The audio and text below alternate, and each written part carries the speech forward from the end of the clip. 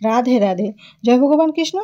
একদিন মহারাজ যুধিষ্ঠির বললেন, হে বাসুদেব, আপনাকে আমি বন্দনা করি।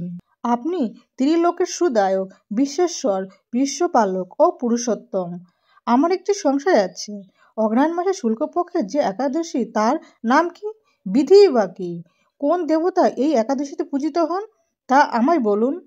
শ্রীকৃষ্ণ বলেন, হে মহারাজ, আপনি উত্তম প্রশ্ন জিজ্ঞাসা করেছেন, যার মাধ্যমে আপনার যশ চতুর্দিকে বিস্তৃত হবে। এখন এই একাদশীর কথা আমি বর্ণনা করছি, যা শোনা মাত্রই বাষ্পের যজ্ঞের ফল লাভ হয়। অগ্রহায়ণ মাসের শুক্লপক্ষের এই একাদশী মোক্ষদা নামে পরিচিত। সর্বপাপ নাশিনী ও ব্রতের মধ্যে সর্বশ্রেষ্ঠা এই একাদশীর দেবতা শ্রী দামোদর। তুলসী মঞ্জরি, ধূপ, দীপ ইত্যাদি উপচারের শাস্ত্রবিধি অনুসারে শ্রী দামোদরের পূজা করতে হবে। পূর্ব বর্ণিত বিধি অনুসারে দশমী ও একাদশী পালন করতে হবে। এই উপবাস দিনে স্তবশ্রুতি, নৃত্যগীত আদি সহ রাত্রি জাগরণ করা কর্তব্য। হে মহারাজ, প্রসঙ্গক্রমে একটি অলৌকিক কাহিনী আমি বলছি। মনোযোগ দিয়ে এই ইতিহাস শ্রবণ মাত্রই সর্বপাপ ক্ষয় হয়। যে পিতৃপুরুষেরা নিজ নিজ পাপে অধঃজনিত প্রাপ্ত হয়েছে, এই ব্রত পালনের পূর্ণফল বিন্দু মাত্র তাদেরকে দান করলে তারাও মুক্তি লাভের যোগ্য হন। কোনো এক সময় মনোরম চম্পকনগরে বৈখানস নামে এক রাজা ছিলেন। তিনি ছিলেন সমস্ত বৈষ্ণব সদ্গুণে বিভূষিত।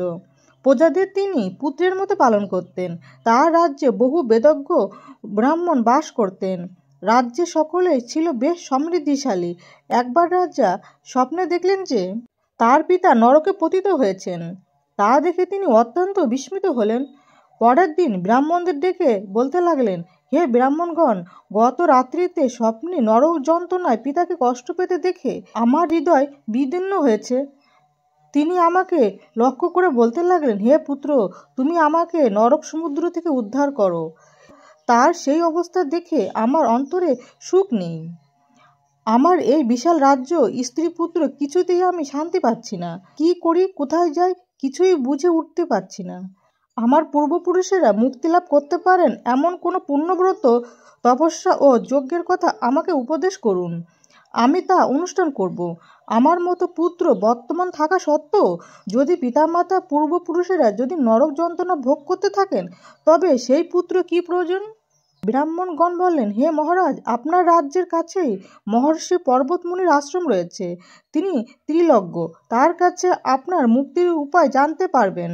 ব্রাহ্মণদের উপদেশ শ্রবণ করে মহাত্মা বৈখানস তাদের সঙ্গে নিয়ে সেই পর্বত মুনির আশ্রমে গমন করলেন। তারা দূর থেকে ঋষিবরকে ষষ্ঠাঙ্গ প্রণাম করে তার কাছে গেলেন।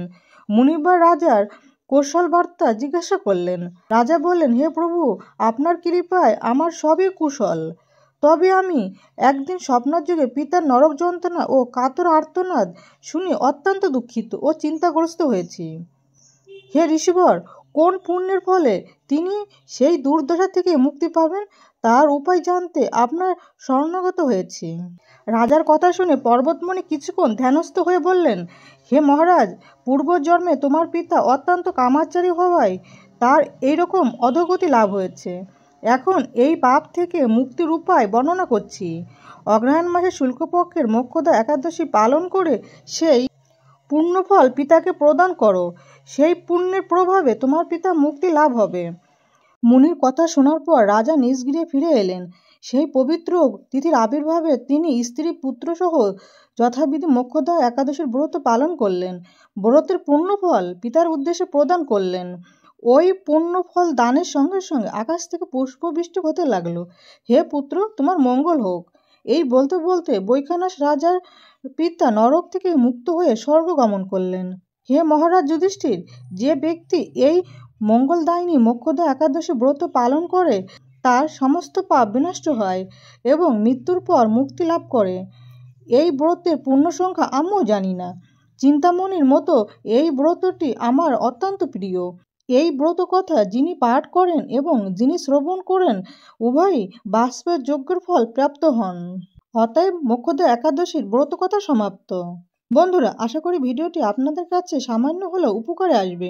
ভগবান কৃষ্ণ ও মা লক্ষ্মীর কৃপায় আপনারা সবাই ভালো থাকুন, সুস্থ থাকুন, এই প্রার্থনা করি। আজ তাহলে এখানে সমাপ্তি করলাম। জয় ভগবান কৃষ্ণ, জয় মা লক্ষ্মী, জয় মা একাদশী মাতা। রাধে রাধে।